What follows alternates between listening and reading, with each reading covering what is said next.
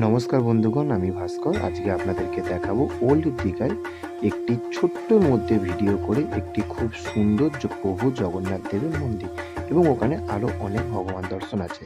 তো চলুন প্রথমে আমরা দেখে নিই। শ্রী শ্রী জগন্নাথ দেবের মন্দিরের উপরে বাবা মহাদেব, শ্রী বিষ্ণু ও হনুমানজিকে দেখতে পাচ্ছি।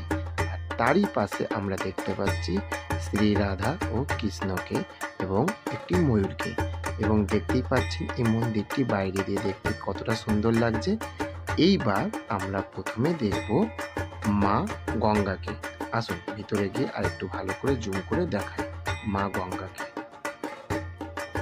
দেখতেই পাচ্ছেন মা গঙ্গা ও তারই পাশে কিন্তু রাধা কৃষ্ণের একটি বিগ্রহ আছে।